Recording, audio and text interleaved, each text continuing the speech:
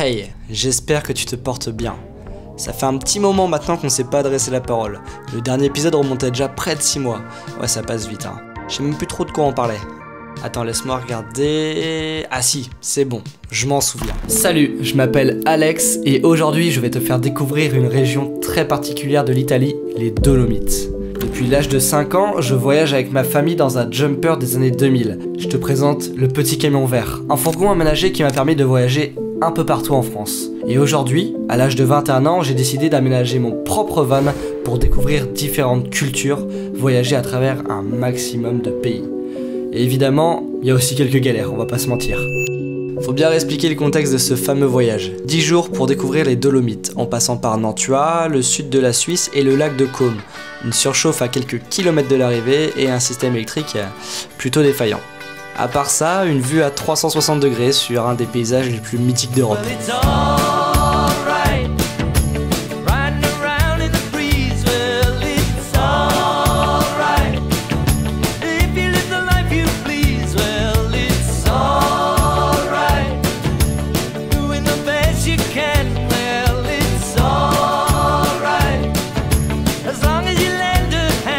Jour numéro 2 sans électricité, mais cette fois-ci on a acheté un petit outil supplémentaire. C'est quoi? Batterie externe. Elle est où d'ailleurs la batterie externe? Vraiment on s'est arrêté dans un petit magasin, on est pas très loin de là où on était. Électro d'Apose, je sais pas si on voit juste ici. Voilà, c'est des toutes petites enseignes, c'est tout petit, ça fait très montagnard. On avait que celle-ci, donc de toute façon on va faire avec. Voilà, ça va nous dépanner le temps qu'on roule pas quoi le soir, parce que sans ça, bah, le soir on n'a pas de téléphone. Et aujourd'hui, dans cette vidéo, une nouvelle étape nous attend, le Colorizer. Alors pourquoi il faut se rendre là-bas? Bah écoute, j'ai envie de te dire pour deux choses. D'une, c'est la beauté des vallées qui sont vraiment uniques en leur genre, et également bah pour ça.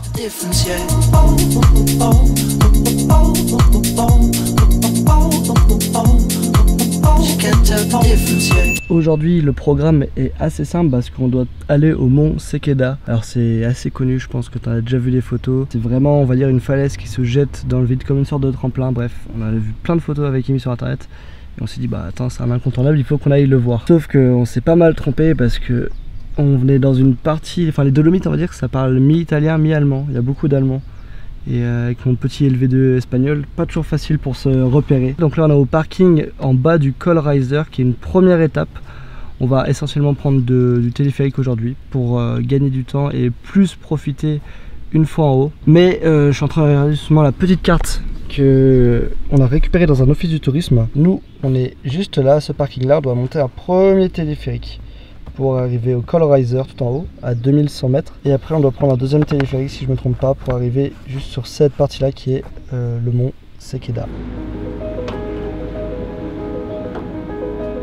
C'est vrai que pour découvrir Sekeda, bah on aurait pu le faire en randonnée. Parce qu'il faut savoir que ce petit aller-retour en cabine et en télésiège nous a coûté presque 100 €. Et ouais, à deux en plus, et pour moins de 30 minutes. C'est vrai que c'est pas donné, et je pense que pendant la pleine saison, bah ils sont pas à plaindre. Mais bon, faut remettre aussi une chose dans le contexte, c'est qu'avec Amy, on part de Nantes jusqu'au Dolomites avec une 205, et tout ça en moins de 10 jours. C'est pour ça que des fois, il faut faire quelques concessions pour prendre le chemin le plus rapide, et évidemment pouvoir faire toutes les activités.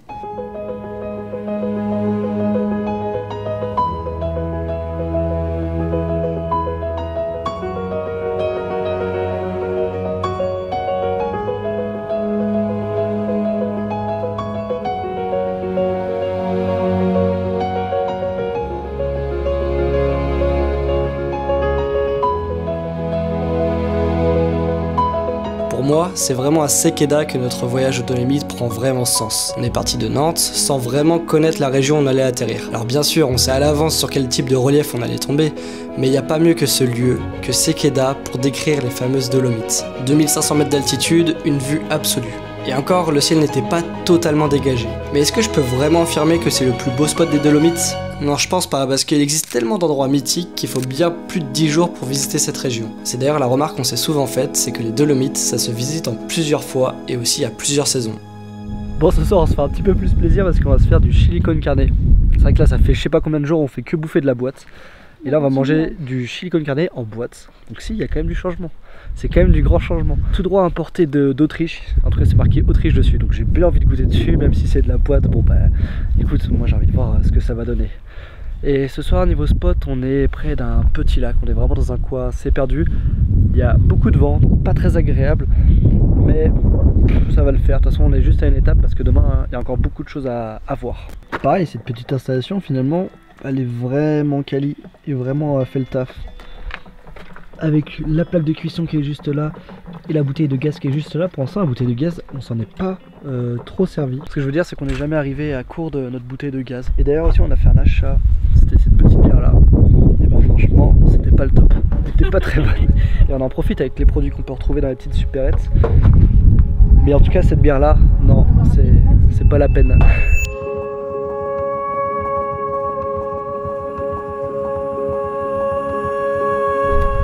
Réveil un petit peu compliqué ce matin. On vient de se lever les 9h30 et il ne fait pas très beau.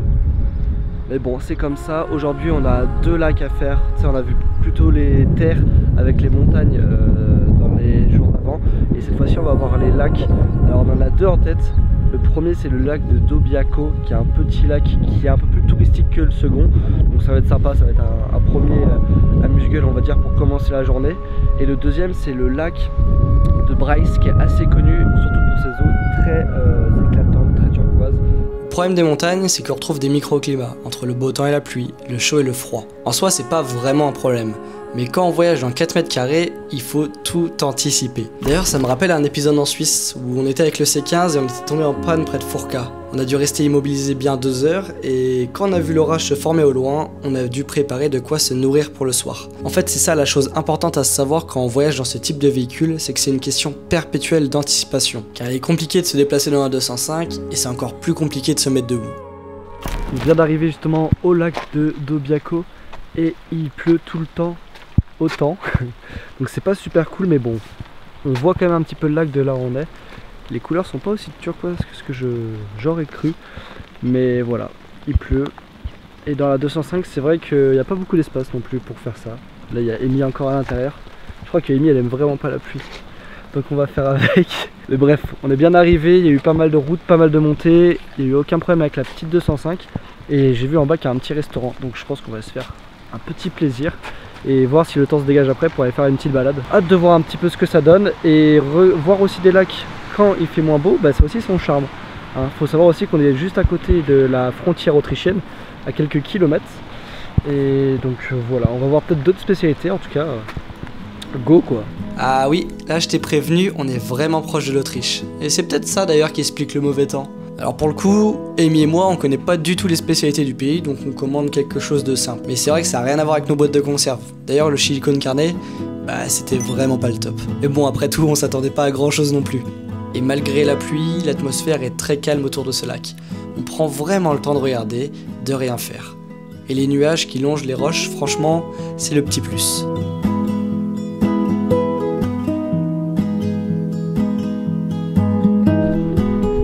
Là pour le coup c'est vraiment une tenue de barbare.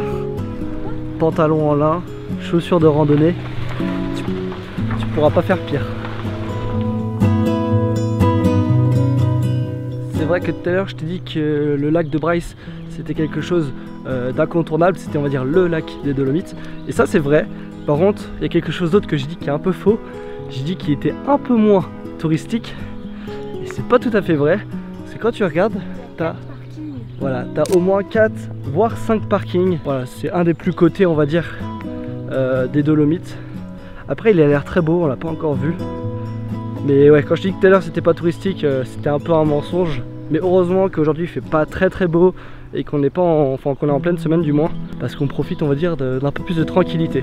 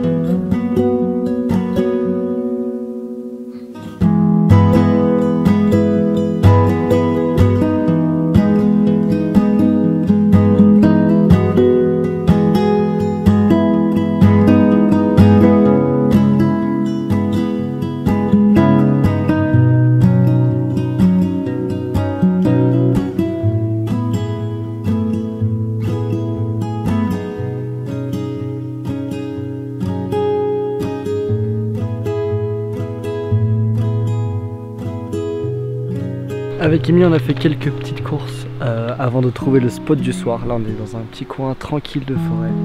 Il y a des Bretons à côté de nous, donc on n'est pas tout seul. On est deux petits vannes. C'est un jumper à côté. La journée s'est super bien passée. Là, on est tranquille. Il n'y a plus de nuages, plus d'orage. Donc ça, c'est cool. On n'aura eu que un jour de pluie en Italie. Et encore, c'était une demi-journée. C'est vrai, on n'a pas fini le voyage, mais on s'y approche de la fin. Et demain, ce qu'on compte faire, c'est pas mal de petits coins, on va dire plus de la ville, un petit peu découvrir les couleurs des villages italiens. Je pense qu'il y a pas mal de petites choses à voir. Et aussi demain soir, du coup, on va remonter un peu plus vers la France et peut-être passer par l'Autriche. En tout cas, c'est quelque chose qui me tente. Là où on était au niveau des lacs ce midi, le lac de Dobario par exemple, on était vraiment très proche de l'Autriche, je dirais vraiment quelques kilomètres. Et de toute façon, ça se sentait dans les coutumes, dans la façon de parler. T'avais plus de personnes qui s'exprimaient en allemand que tout simplement en italien. T'as vu la gueule des chipolatas? Ça me dégoûte. Oh là là là là. Mais moi déjà qui est pas très fan de viande, alors là ça me donne pas du tout envie.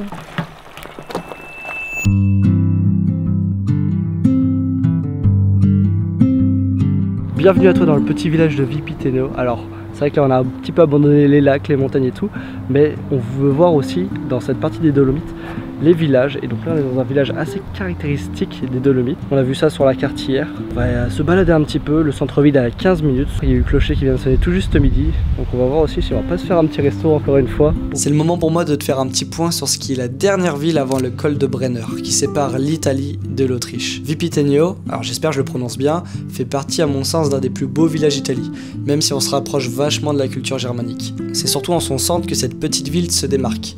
Une allée centrale délimitée par des bâtisses colorées, ancrées dans le passé qui montrent que cette ville médiévale a autrefois connu la fortune, et notamment dans l'industrie minière. Aujourd'hui, ce passé préservé permet de s'évader le temps d'une visite. Et d'ailleurs, on retrouve de nombreux travaux, notamment pour la conservation des bâtiments. Et pour ce dernier jour avant de rentrer en France, on décide de faire une nuit à l'hôtel. Ouais, c'est vrai que c'est un peu l'exception, mais ça nous permet de recharger les batteries. Et quand je dis ça, c'est vraiment premier degré parce que la batterie ne fonctionne toujours pas dans un 205. Alors, finalement, l'installation n'aura pas tenu très longtemps.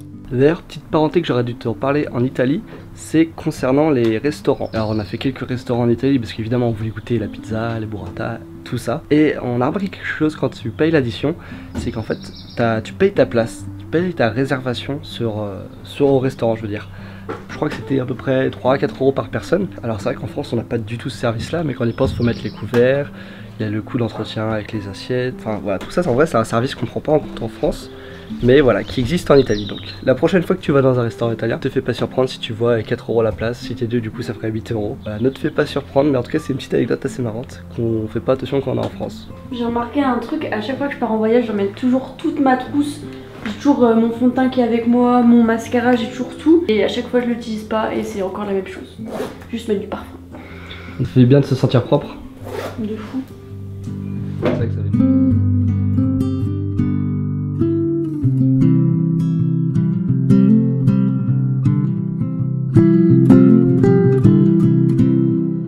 L'Autriche maintenant pour partir directement en Suisse.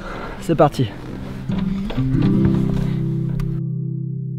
On vient de passer la frontière, là on est au Liechtenstein, si je le prononce bien. C'est un tout petit pays, enfin je sais même pas si on peut appeler ça un pays, on dirait presque une principauté. Il y a un peu moins de 40 000 habitants, principalement des Suisses allemands. C'est quelque chose qui est vraiment rattaché à la Suisse, on va dire. C'est les mêmes panneaux qu'en Suisse. Il y a à peu près la même réglementation qu'en Suisse. La petite particularité, c'est que leurs plaques d'immatriculation là-bas sont noires. Du coup, ça rappelle un peu la 205 parce qu'on a aussi des plaques noires, mais des plaques noires françaises de collection évidemment. Quand on voit le prix de l'essence ici, c'est assez cher. On est presque à 2 euros, alors que tout à l'heure, je sais pas, il y a 20 km en Autriche, on était à 1,60. Donc ouais, on va attendre de faire un petit peu de l'essence, on va attendre d'arriver en Suisse pour faire de l'essence. Une fois qu'on a passé le Liechtenstein, assez rapidement finalement, c'est le retour en Suisse. J'ai beaucoup moins filmé sur cette partie du voyage car le retour s'est fait en un peu moins de 2 jours, pour près de 17 heures de trajet. Et ouais, ça c'est ce que nous indique Waze, mais bon, il prend pas en compte que la 205 est un véhicule lent.